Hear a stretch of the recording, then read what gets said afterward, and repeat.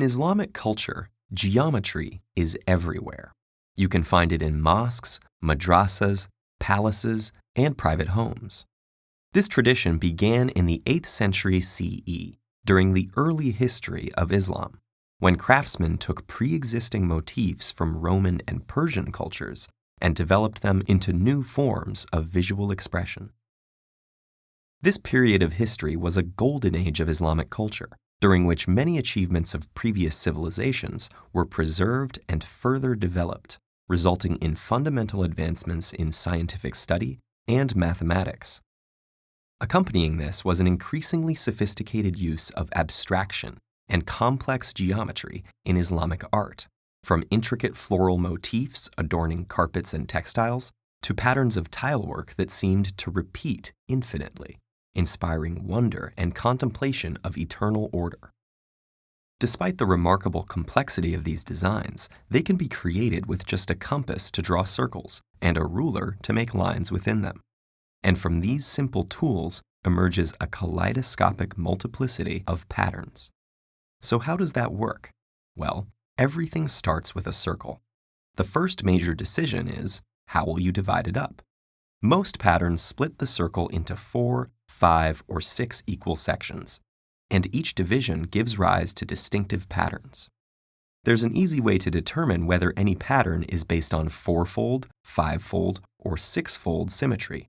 Most contain stars surrounded by petal shapes. Counting the number of rays on a starburst, or the number of petals around it, tells us what category the pattern falls into. A star with 6 rays, or surrounded by 6 petals, belongs in the 6-fold category. One with 8 petals is part of the 4-fold category, and so on.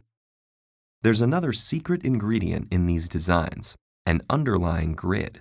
Invisible but essential to every pattern, the grid helps determine the scale of the composition before work begins, keeps the pattern accurate, and facilitates the invention of incredible new patterns. Let's look at an example of how these elements come together. We'll start with a circle within a square and divide it into 8 equal parts. We can then draw a pair of crisscrossing lines and overlay them with another 2. These lines are called construction lines, and by choosing a set of their segments, will form the basis of our repeating pattern. Many different designs are possible from the same construction lines, just by picking different segments. And the full pattern finally emerges when we create a grid with many repetitions of this one tile, in a process called tessellation. By choosing a different set of construction lines, we might have created this pattern, or this one. The possibilities are virtually endless. We can follow the same steps to create 6-fold patterns. By drawing construction lines over a circle divided into 6 parts and then tessellating it, we can make something like this.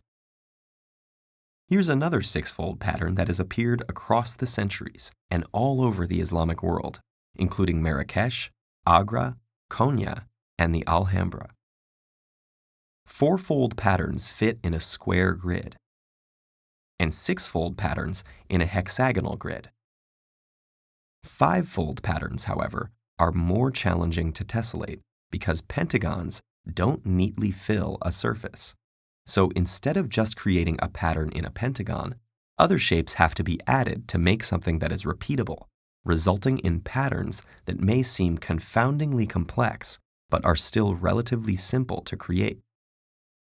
Also, tessellation is not constrained to simple geometric shapes, as M.C. Escher's work demonstrates. And while the Islamic geometric design tradition doesn't tend to employ elements like fish and faces, it does sometimes make use of multiple shapes to craft complex patterns. This more than 1,000-year-old tradition has wielded basic geometry to produce works that are intricate, decorative, and pleasing to the eye.